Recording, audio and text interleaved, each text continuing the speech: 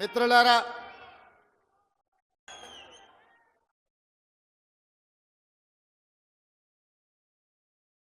వేములవాడ రాజన్న సాక్షిగా ఈరోజు మీ అభిమాన నాయకుడి అధ్యక్షతన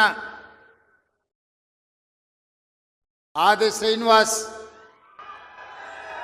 మీ శాసనసభ్యుడి అధ్యక్షతన రాజన్న సిరిసిల్ల జిల్లా అభివృద్ధి కార్యక్రమాలకు తెలంగాణ రాష్ట్ర ప్రభుత్వం శ్రీకారం చుట్టి ఈ కార్యక్రమంలో నా సహచర మంత్రివర్గ సభ్యులందరూ, పార్లమెంట్ సభ్యులు, శాసనమండలి సభ్యులు, శాసనసభ్యులు, పార్టీ ముఖ్యమైన నాయకులు, ప్రభుత్వ అధికారులు, ప్రాణ సమానులైన ఈ అధికారం రావడానికి అహర్నిశలు రాత్రింబవళ్ళు కష్టం చేసి ఈ కుర్చీలో కూర్చోబెట్టిన వేలాది మంది కుటుంబ సభ్యులందరూ కూడా మనస్ఫూర్తిగా ధన్యవాదాలు, కృతజ్ఞతలు తెలియజేస్తున్న మిత్రులారా. ఆనాడు పాదయాత్ర సందర్భంగా సమ్మక్క సారలమ్మ ఆశీర్వాదం తీసుకొని మొదటి అడుగు వేసిన రోజే ఈ అడుగు కేసీఆర్ గడీలను కూల్చే వరకు ఆగదు. అందులో వేలాది మంది కాంగ్రెస్ పార్టీ కార్యకర్తలు పాల్గొనాలని ఆ పాదయాత్రలో భాగంగా వేములవాడ రాజన్నను దర్శించుకొని సామాన్య ప్రజలను, తెలంగాణ ఉద్యమకారులను, అమరవీరుల కుటుంబాలను, తెలంగాణ ఆడబిడ్డలనే కాదు వేములవాడ రాజన్నను కూడా మోసం చేసిన చంద్రశేఖరరావు ప్రభుత్వాన్ని గద్దె దించాలి అని ఈ గడ్డ మీద నుంచి ఆ రోజు మనం మాట్లాడుకోవడం జరిగింది. ఆనాడు పిసిసి అధ్యక్షుడిగా మీ దగ్గరకు వచ్చినప్పుడే ఆ రోజు చెప్పిన ఇందిరమ్మ రాజ్యం, ప్రజాప్రభుత్వం ఏర్పడుతుంది, రాజన్నకు సంబంధించిన అభివృద్ధి కార్యక్రమాలు, అదేవిధంగా వేములవాడ, సిరిసిల్ల, అదేవిధంగా చొప్పదండి నియోజకవర్గాల అభివృద్ధి కార్యక్రమాలు, ముఖ్యంగా 2 దశాబ్దాల నుంచి మిడ్ మానేరు ముంపు బాధితుల సమస్యను పరిష్కరించాలి.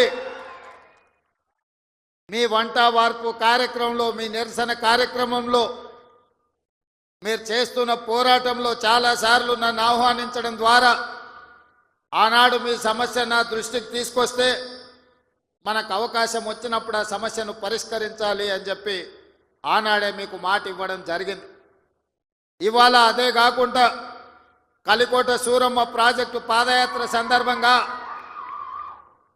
ప్రాజెక్టు మొత్తం కలే తిరిగి ఖచ్చితంగా అధికారులకు వచ్చిన వెంబడే ఈ ప్రాజెక్టును పూర్తి చేసే బాధ్యత కాంగ్రెస్ ప్రభుత్వం తీసుకుంటుంది అని ఆనాడు ఈ ప్రాంత రైతాంగానికి చెప్పడం జరిగింది.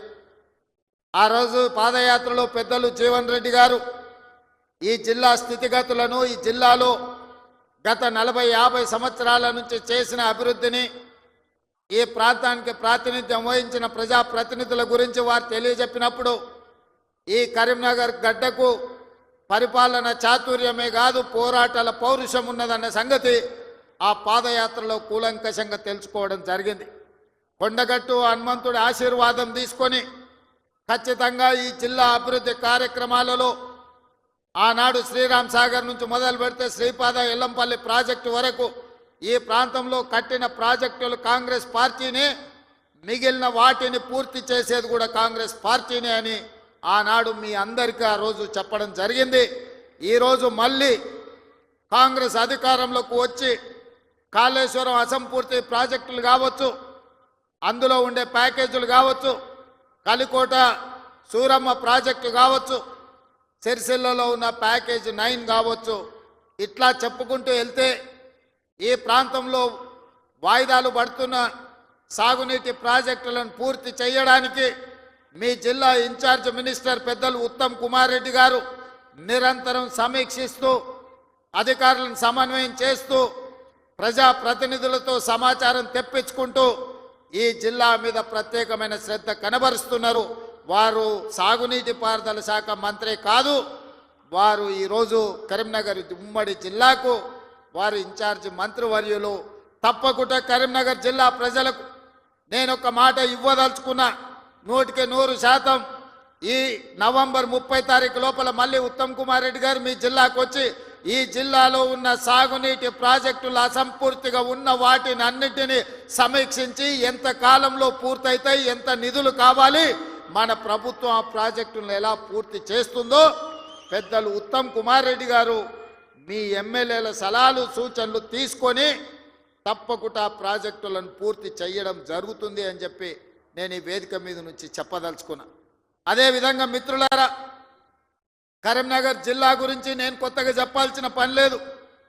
ఆనాడు ఈ దేశానికి దశ దిశ నిర్దేశం సూచించిన పివి నరసింహారావు గారు మంతని శాసనసభ నియోజకవర్గం నుంచి గ్రామ స్థాయి నుంచి ఢిల్లీ వరకు నాయకత్వాన్ని అందించి పరిపాలన అంటే ఇట్లా ఉండాలి, తెలంగాణ బిడ్డ పరిపాలన చేస్తే ప్రపంచమే ఆశ్చర్యపోయే విధంగా అబ్బురపడే విధంగా దేశాన్ని అభివృద్ధి పదం వైపు నడిపిస్తాడని చెప్పిన పివి నరసింహారావు మీ బిడ్డ, కరీంనగర్ బిడ్డ అని చెప్పి ఈ సందర్భంగా మనం గుర్తు చేసుకోవాలి.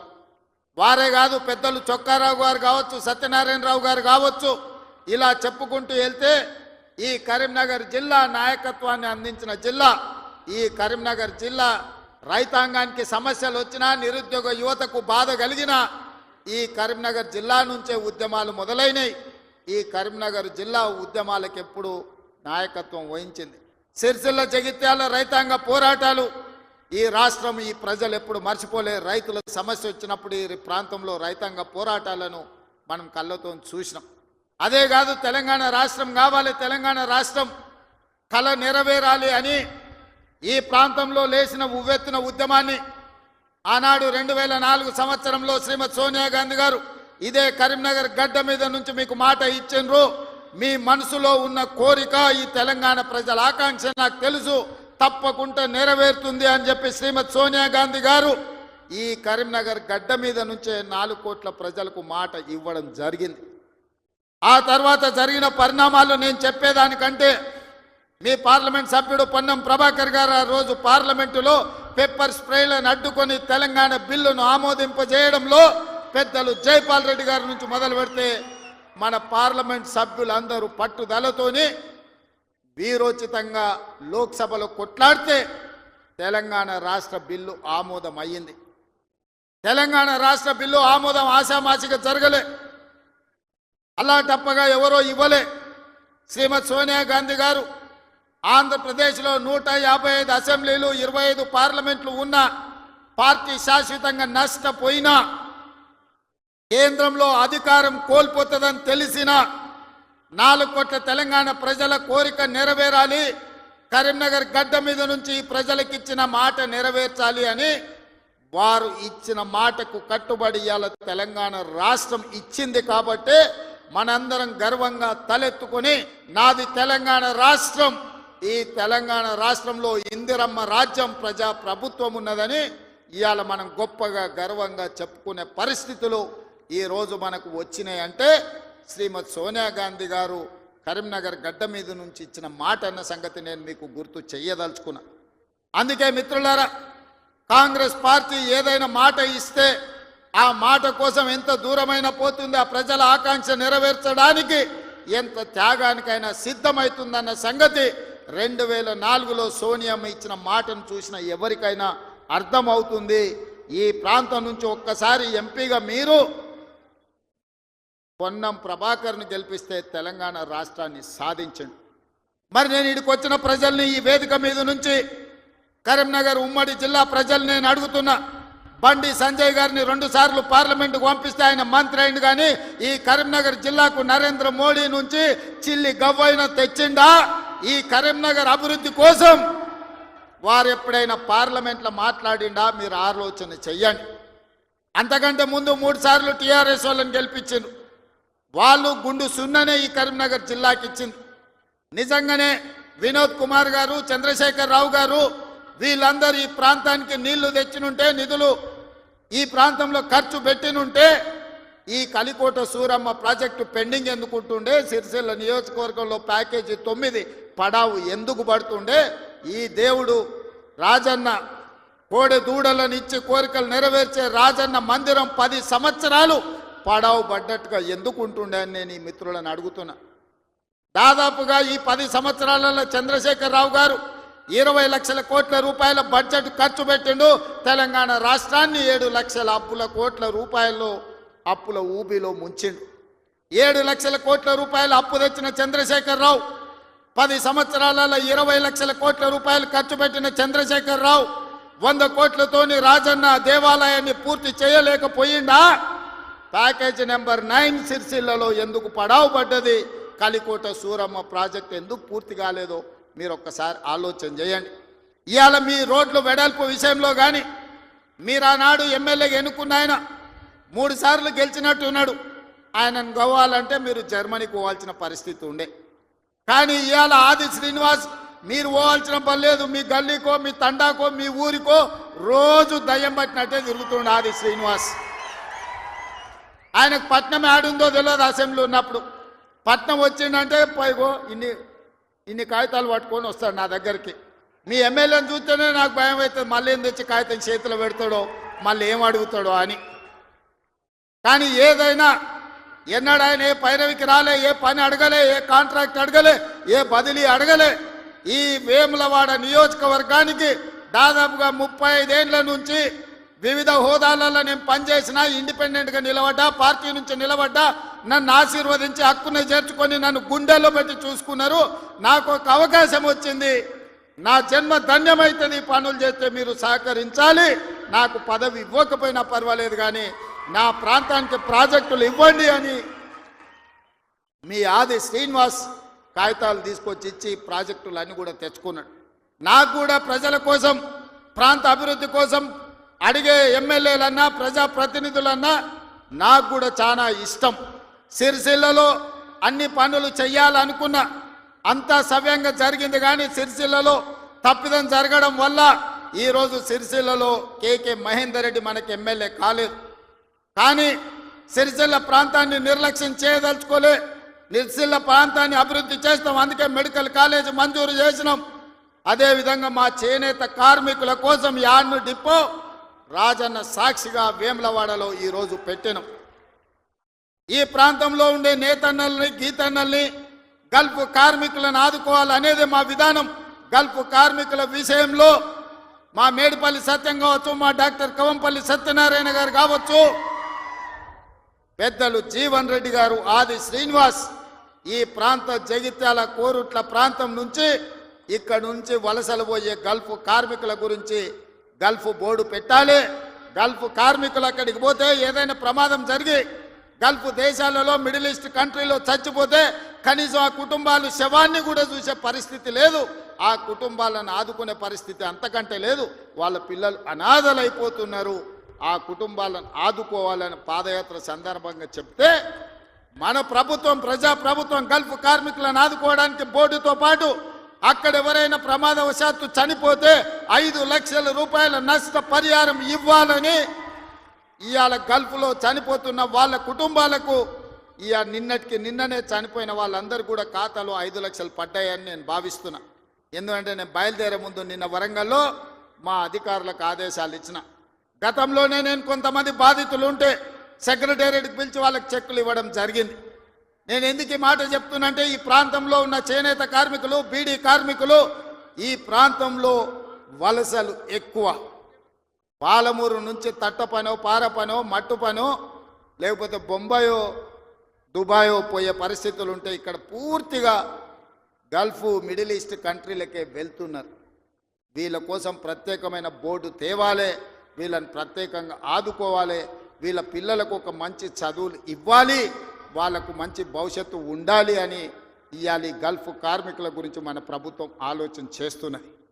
తప్పకుండా తొందరలోనే, ఇప్పుడు 11వ నెలలు ఉన్నాం, 10 నెలల్లో 4 నెలలు పార్లమెంట్ ఎన్నికలకే పోయినాయి. మీకు తెలుసు, మనం సరిగ్గా పరిపాలన చేసింది వచ్చిన కొత్తలో కొత్త సంసారమే 2-3 నెలలు. ఆ తర్వాత 4 నెలలు పార్లమెంట్ ఎన్నికల్లోనే పోయినాయి. 7 నెలలు తీస్తే సరిగ్గా కుదురుగా కుర్చీలో కూర్చొని సచివాలయానికి పోయి అధికారులతో మాట్లాడి పరిపాలనపరమైన నిర్ణయాలు తీసుకున్నది 4 నెలలే అని చెప్పి ఈరోజు తెలంగాణ సమాజానికి 4 కోట్ల ప్రజలకు నేను చెప్పదలుచుకున్నా.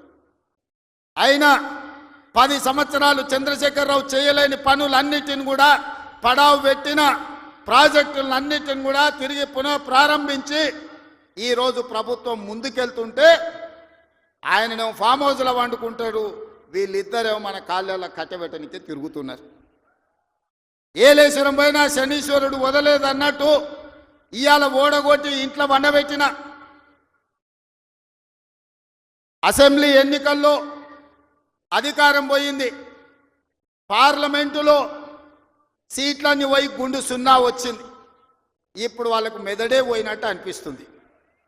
అసెంబ్లీ ఎన్నికలలో అధికారం పోయింది, పార్లమెంటులో ఉన్న సీట్లన్నీ పోయినాయి. ఇప్పుడు వాళ్ళ ఏషాలు చూస్తుంటే ఉన్న మెదడు కూడా దొబ్బినట్టే నాకు అనిపిస్తుంది. ఏం మాట్లాడుతున్నారో నాకైతే అర్థమవుతలేదు. 10 సంవత్సరాలు మీరు ఇవన్నీ చేసి ఉంటే ఇవాళ రైతులకు 18,000 కోట్ల రూపాయలు 25 రోజుల్లో 23 లక్షల కుటుంబాలకు రైతు రుణమాఫీ చేయాల్సిన అవసరం నాకు వస్తుండేనా? 10 ఏళ్లలో నువ్వు 1,00,000 రూపాయలని 4 విడతలని మిత్తి కడతా అని అసలు మిత్తి కలిసి తడిసి మోపెడై రైతులు దేశంలోనే ఆత్మహత్యలలో 2వ స్థానం తెలంగాణ రాష్ట్రం వచ్చిన సంగతి చంద్రశేఖరరావు గారు మర్చిపోయినట్టున్నాడు. మహారాష్ట్ర మొదటి స్థానంలో ఉంటే ఈ 10 సంవత్సరాలు తెలంగాణ రాష్ట్రం రైతుల ఆత్మహత్యలలో 2వ స్థానాన్ని ఆక్రమించింది. నువ్వు రైతు రుణమాఫీ చేస్తా అని మొదటి 5 సంవత్సరాలు 1,00,000 రూపాయలు చేస్తా అని 4 విడతలని 5 ఏళ్ళని నువ్వు ఆ 1,00,000 వేసే లోపల ఇంకొక 1,00,000 మిత్తి అయింది. అసలు మిత్తి తడిసి మోపెడైంది. రెండవసారి మళ్ళీ 1,00,000 రూపాయలు ఇస్తా అని 5 ఏళ్ళైనా 1,00,000 రూపాయలు పూర్తి చేయలే. ఆ 5 ఏళ్లలో ఆయన ఇచ్చింది 11,000 కోట్ల రూపాయలు. ఇవాళ చంద్రశేఖరరావు గారిని అసెంబ్లీకి రమ్మనుండ్రి, లెక్కలన్నీ తీసి నేను చదివి వినిపిస్తా. 5 ఏళ్ళు అధికారంలో ఉన్న నువ్వు 11,000 కోట్ల రూపాయల రైతు రుణమాఫీకి 5 ఏళ్ళు తీసుకుంటే ఇందిరమ్మ రాజ్యంలో కాంగ్రెస్ ప్రభుత్వం 25 రోజుల్లో 23 లక్షల కుటుంబాలకు దాదాపుగా 18,000 కోట్ల రూపాయల రైతు రుణమాఫీ చేసి 2 లక్షల వరకు ఉన్న రైతాంగానికి మేము రుణమాఫీ చేస్తే పెద్ద మనిషిగా అభినందించాల్సింది పోయి, ఒకవేళ మనిషి పెద్ద మనిషివైనా నీకు చిన్న బుద్ధి ఉంటే మౌనంగా నన్ను ఉంటావేమో అనుకున్నా. కానీ అన్ని చిల్లర మాటలే మాట్లాడుతురు. ఒక్కటన్నా అక్కడికి వచ్చేది మాట్లాడుతురా? ఎవడన్నా సంసారం చేసేటోడు మాటలు మాట్లాడుతురా? వాళ్ళు తండ్రి కొడుకు అల్లుడు వాళ్ళని చూడండి ఒక్కసారి వాళ్ళు ఏమేమి మాట్లాడుతురో చూడండి. 10 ఏళ్ళు ప్రభుత్వం నడిపినాడు, 10 నెలలు కాకముందే నువ్వు దిగిపో మేము కూర్చుంటామంటారు. 10 ఏళ్ళు కూర్చున్నారు కదా, ఏం ఎలుగబెట్టారు? ఎలుగబెడితే ఏం ఎలుగబెట్టారో చెప్పండి. 10 ఏళ్ళు మీరు చేయలేని పనులు మేము చేస్తుంటే మీకు కడుపు నొప్పి వచ్చిందా? మీకు కాలు నొప్పి అయిందా? ఏం నొప్పి అయింది? మీకు ఏడో నొప్పి లేస్తుంది? నాకు అర్థమైతలేదు. మీ నొప్పికి మా కార్యకర్తల దగ్గర మందు ఉన్నది, పెడతారు. ఏడ పెట్టాలనో ఆడ మీకు నొప్పి లేచిన కాడ మా వాళ్ళు మందు పెడతారు, సిద్ధంగానే ఉన్నారు. మీరు అనుకుంటున్నాం సోషల్ మీడియాలో 4 హౌల పోస్టులు పెట్టి పెద్ద మొనగాళ్ళం అనుకుంటున్నట్టున్నారు. మా వాళ్ళు ఏంటంటే అధికారం వచ్చింది ఇప్పుడు తొందరగా ఉంది అని కొంచెం రిలాక్స్ అవుతున్నారు. వస్తున్నాయి స్థానిక సంస్థల ఎన్నికలు, మా వాళ్ళు తయారవుతారు, అప్పుడు తెలుస్తుంది ఇద్దరికి బామార్దులకు. ఇవాళ నేను అడిగేది ఒక్కటే, 10 ఏళ్లలో నువ్వు చేసిన రైతు రుణమాఫీ అంతా లెక్కలు తీద్దాం. ప్రభుత్వం నా దగ్గరనే ఉంది, వ్యవసాయ శాఖ మంత్రి ఈ వేదిక మీదనే ఉన్నారు తుమ్మల నాగేశ్వరరావు గారు. మొదటి 5 ఏళ్లలో ఎంత విడత ఎంతమంది రైతులకు ఎంత రుణమాఫీ చేసినో లెక్కలు చెప్పుదాం. 2వ విడత 5 ఏళ్లలో మళ్ళీ అధికారంలోకి వచ్చినాక ఎంతమంది రైతులకు ఎన్ని కోట్ల రూపాయలు ఇచ్చినో లెక్క తీద్దాం.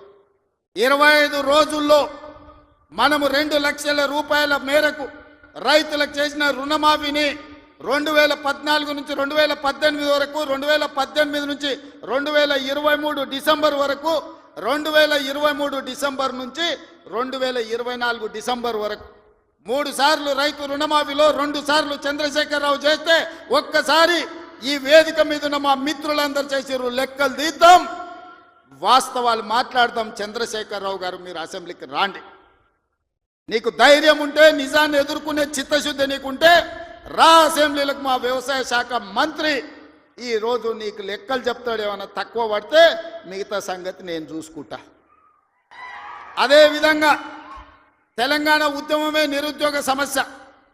ఈ నిరుద్యోగ సమస్యనే తెలంగాణ రాష్ట్రాన్ని సాధించి వందలాది మంది బిడ్డలు ఆత్మ బలిదానాలు చేసుకొని సాధించుకున్న తెలంగాణలో 10 నెలల్లో నేను 50,000 ఉద్యోగాలు ఇచ్చిన ప్రభుత్వ ఉద్యోగాలను 10 ఏళ్లలో నువ్వు ఎన్ని ఇచ్చినవో లెక్క కట్టు, తలకాయ లెక్క పెడదాం. 50,000కు ఒక్క తలకాయ తక్కువ ఎల్పీ స్టేడియంలో అందరిని పిలుస్తా. 50కి తక్కువ ఉంటే అక్కడ నేను క్షమాపణ చెప్తా. స్వతంత్రం వచ్చినప్పటి నుంచి భారతదేశంలో ఏ రాష్ట్రం కూడా మొదటి సంవత్సరంలో 10 నెలల్లో 50,000 ఉద్యోగాలు ఇవ్వలేదు. నేను సూటిగా సవాలు విసురుతున్న చంద్రశేఖర్ రావు గారికి, రా నీ 10 ఏళ్ల పాలనలో ప్రతి సంవత్సరానికి నువ్వు ఎన్ని ఉద్యోగాలు ఇచ్చినావు? 10 నెలలల్లా నేను 50,000 ఉద్యోగాలు ఇచ్చిన లెక్క కట్టి తలకాయలు మొత్తం ఎల్పీ స్టేడియంలో పిలిపించి అందరిని పెడతా. నువ్వు వాళ్ళ తల లెక్క పెట్టుకో. ఒక్క తల తగ్గిన క్షమాపణ చెప్పడానికి నేను సిద్ధంగా ఉన్నా. అన్ని చిల్లర మాటలే. మా తాత ఉన్నప్పుడే నోటిఫికేషన్ ఇచ్చాడు, మా ముత్తాత ఉన్నప్పుడే మేము ఇవన్నీ చేసినాం అంటాడు. వెనకటికి ఎవడోనంటే వాడిని తాతలు నేతులు తాగుతానంట, ఇప్పుడు వీడు మూతులు నాకిండంట. గట్లున్నది వీళ్ళ మాటలు. చెప్పుకోవడానికి బాగానే ఉంటుంది. మా చచ్చిపోయిన బర్రె పగిలిపోయిన కుండ నిండా పాలిస్తుండని. బర్రె చచ్చింది, కుండ పగిలింది. ఇంకా బుద్ధి మాత్రం మారలేదు వీళ్ళకు. అందుకే ఇవాళ రైతు రుణమాఫీ విషయంలో కానీ, నిరుద్యోగ సమస్య విషయంలో కానీ, ఆర్టీసీలో ఆడబిడ్డలకు ఉచిత ప్రయాణం ఏదైతే ఇచ్చినామో 1,10,00,000 మంది ఆడబిడ్డలు ఈరోజు అమ్మగారి ఇంటికి పోవాలన్నా, రాముల వారిని దర్శించుకోవాలన్నా ఒక్క రూపాయి ఒక్క పైసా లేకున్నా పోవచ్చు. 3,700 కోట్ల రూపాయలు మంత్రి పొన్నం ప్రభాకర్ గారు ఇవాళ ఖర్చు పెట్టి ఆడబిడ్డలకు ఉచిత బస్సు ప్రయాణం ఇచ్చాడు. ఇదే కాదు, ఆనాడు మోడీ ప్రభుత్వం 1,200 రూపాయల సిలిండర్ చేస్తే ఈరోజు ఆడబిడ్డలకు 500 రూపాయలకే సిలిండర్ ఇస్తున్నాం. ఆ శాఖ ఉత్తమ్ కుమార్ రెడ్డి గారు చూస్తున్నారు. అదేవిధంగా ప్యాడీ ఆయన ఏమన్నాడే కేసీఆర్, ఊరేసుకుంటే ఊరేసుకున్నట్టే అన్నాడు. అన్నోడు అన్నట్టు ఉండాలి కదా. ఆయన మాత్రం ఫామ్ హౌస్లో 150 ఎకరాలు ఊరేసుకున్నాడు. అవన్నీ లెక్కలు తీసి బయట పెట్టిన వీడియోలతో సహా. మా సార్ అట్లా వేసుకున్నాడు కానీ అని వాళ్ళ తాబేదారులు వచ్చి చెప్పారు.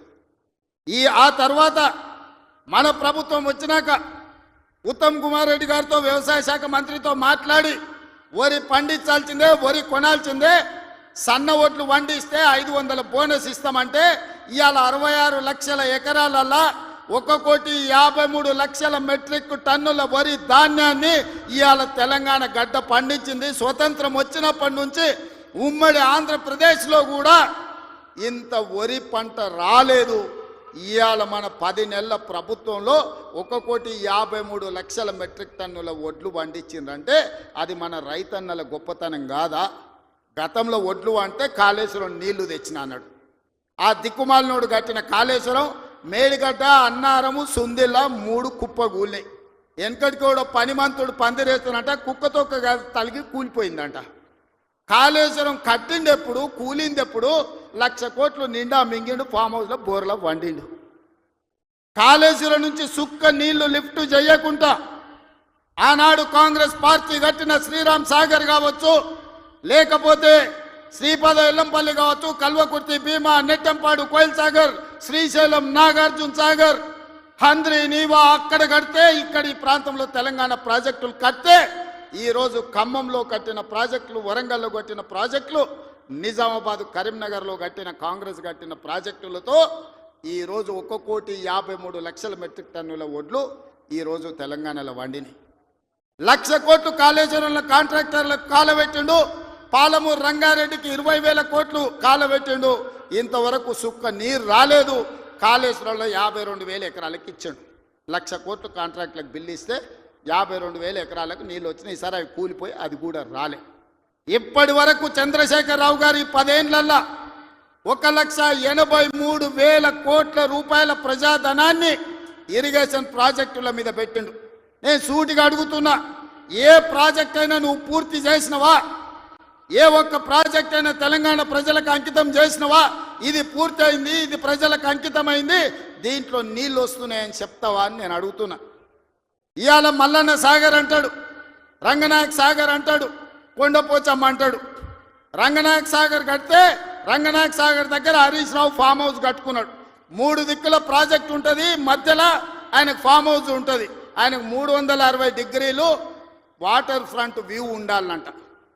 భూసేకరణ కోసం తీసుకున్న భూమిని హరీష్ రావు పేరు మీదకి బదిలీ చేపించుకున్నాడు. ప్రాజెక్టు కోసం సేకరించిన భూములు రంగనాయక సాగర్ సిద్దిపేట దగ్గర ప్రాజెక్టు కోసం సేకరించిన భూములు ప్రాజెక్టుల నుంచి తొలగించి హరీష్ రావు ఫామ్ హౌస్ కట్టుకున్నాడు. దానికి లెక్క చెప్పాల్సింది హరీష్ రావు గారు. ఏం చింత చేయకు, లెక్కలు తీస్తున్నా, నీ లెక్క చెప్తా. కొండపోచమ్మ ప్రాజెక్టు కట్టిందే కేసీఆర్ ఫామ్ హౌస్కు కాలువలు తీసుకెళ్ళడానికి.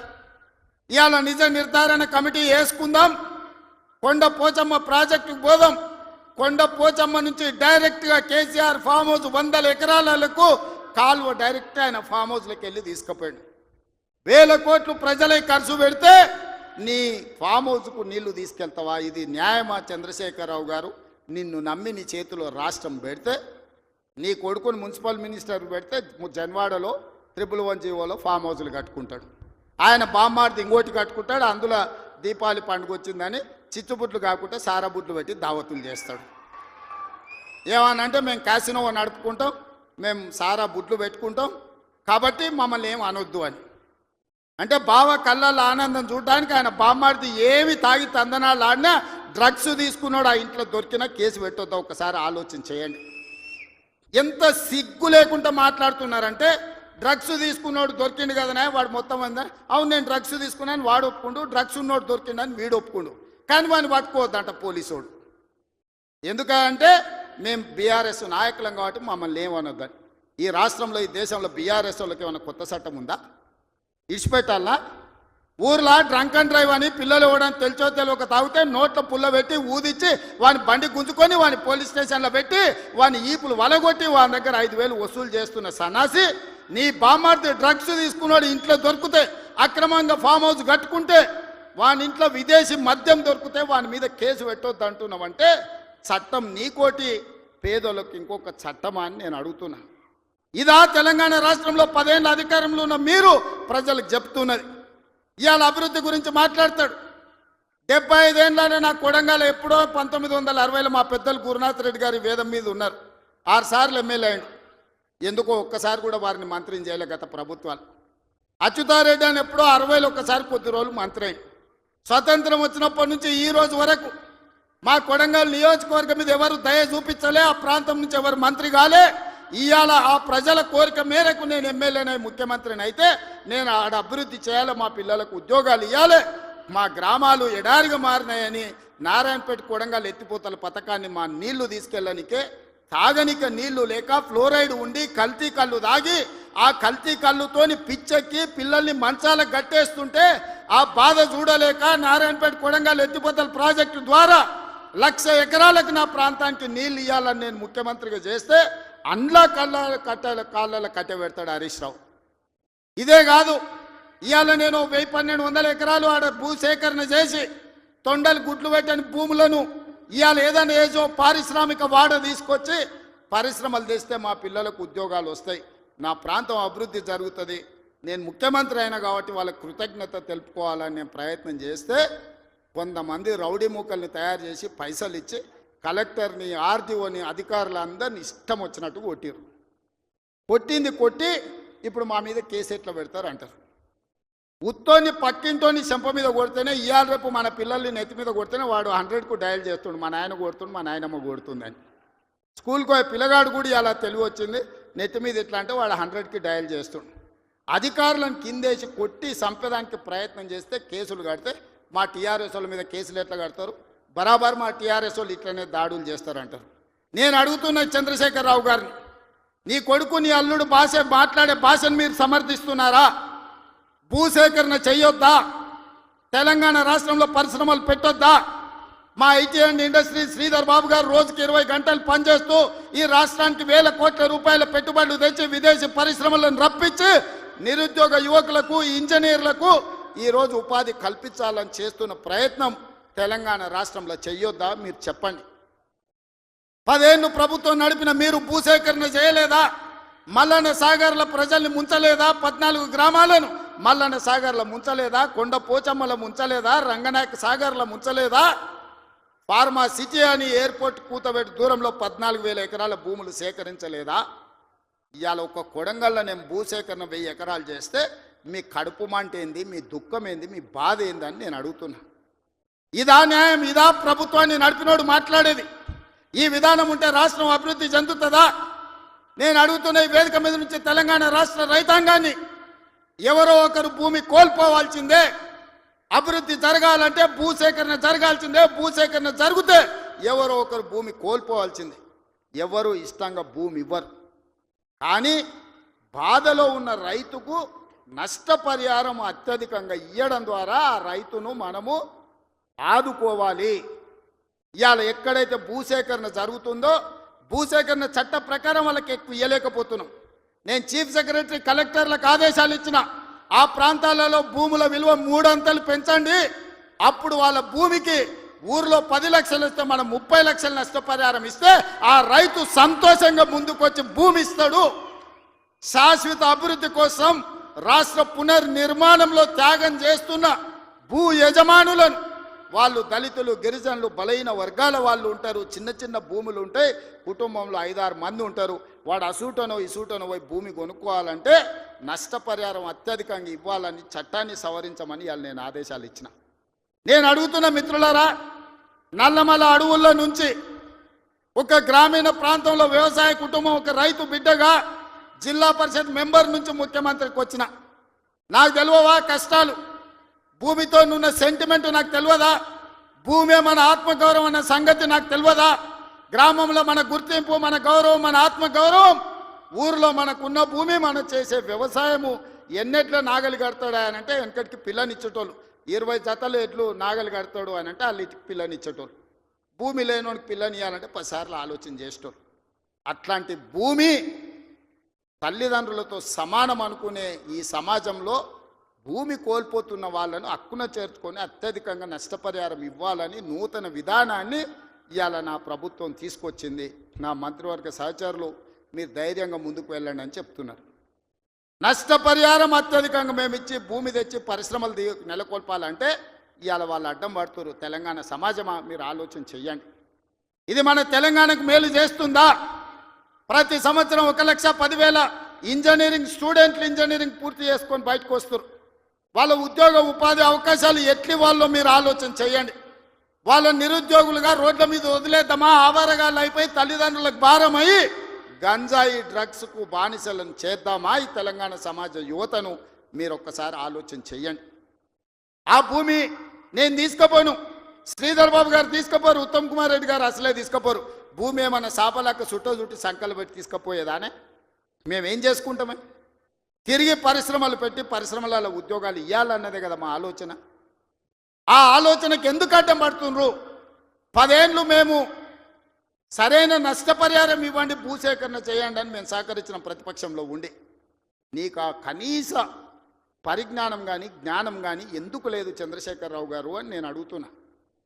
ఉద్యమకారునంటో 80,000 పుస్తకాలు చదివినోడినంటో అపర మేధావినంటో ప్రపంచంలో నీ అంత మేధావి లేడు, పోటీ పెడితే 1 నుంచి 100 వరకు నీకే ర్యాంక్ వస్తుంది అంటో ఇంత చిన్న లాజిక్ మిస్ అయినవా చంద్రశేఖరరావు? భూమి సేకరించకుండా పరిశ్రమలు నెలకొల్పలేమని నా నియోజకవర్గం మీద ఎందుకు కక్ష కట్టినవని నేను అడుగుతున్నా. నేనేమో 1,00,000 ఎకరాలు సేకరించలే, 4 గ్రామాలలో కలిసి 1,100 ఎకరాలు నేను భూమి తీసుకుందామన్నది. ఇదో ప్రపంచ సమస్య అయింది. ఇంకా నేను ఢిల్లీ అయిపోయింది, ఇప్పుడు చంద్రమండలం పోతాడంట ఆయన. చంద్రమండలం పోయి ఆడ కూడా ఫిర్యాదు చేస్తాడంట.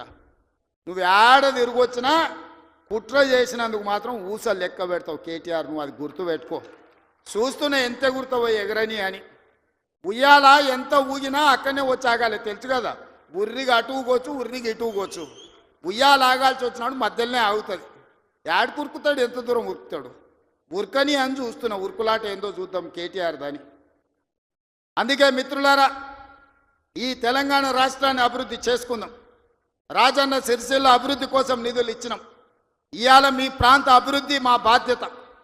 10 సంవత్సరాలలో తెలంగాణను ఒక గొప్ప అద్భుతమైన అభివృద్ధి చెందిన రాష్ట్రంగా తీర్చిదిద్దుకుందాం. తెలంగాణ రైజింగ్, ఈ దేశంలోని ఏ రాష్ట్రమైనా తెలంగాణను చూసి కాపీ కొట్టాల్సిందే, తెలంగాణ రాష్ట్రాన్ని చూడడానికి రావాల్సిందే. ఆ విధంగా మనం అభివృద్ధి చేసుకుంటూ ముందుకు వెళ్దాం. ఇంత మంచి కార్యక్రమాన్ని ఏర్పాటు చేసినందుకు అధికారులతో పాటు నిర్వాహకులకు అందరికీ మనస్ఫూర్తిగా ధన్యవాదాలు తెలియజేస్తున్నా. చాలా విషయాలు ఉన్నాయి మీతో పంచుకోవాల్సినవి, వస్తానే ఉంటా, మిగతా విషయాలు మాట్లాడుతూనే ఉంటా. చివరిగా చంద్రశేఖరరావు గారికి మాత్రం ఒక మాట చెప్తున్నా. అసెంబ్లీకి రా స్వామి, రా, వచ్చి కూర్చుందాం, రా, నీ 80,000 పుస్తకాలు ఏం చదివినావు మాట్లాడదాం. ఒక్కసారి రావే స్వామి, వస్తే రోజంతా చర్చ చేద్దాం, చేస్తే ఏందో తెలుస్తుంది లెక్క.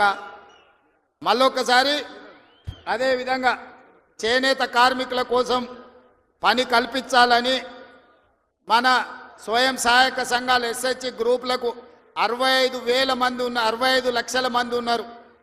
1,30,00,000 చీరలు స్వయం సహాయక సంఘాలకు సంవత్సరానికి 2 చీరలు ఈరోజు మంచి క్వాలిటీతో ఇచ్చి ఆడబిడ్డల ఆత్మ గౌరవంతో ఉండే విధంగా నిర్ణయం తీసుకున్నాం. ప్రతి ఆడబిడ్డలకు 2 చీరలు ఇస్తాం. ఇక్కడుండే మా వాళ్లకు ఓన్లీ పవర్ లూమ్ నుంచి కాకుండా మన పాలిస్టర్ అండ్ కాటన్ మిక్స్డ్లో చీరలు తయారు చేయండి, మంచి చీరలు వాళ్ళకి ఇద్దాం. ఆత్మ గౌరవంతో బ్రతికే విధంగా తెలంగాణను ముందుకు తీసుకెళ్దామని తెలియజేస్తూ మీ అందరి దగ్గర సెలవు తీసుకుంటున్న ధన్యవాదాలు మిత్రులారా.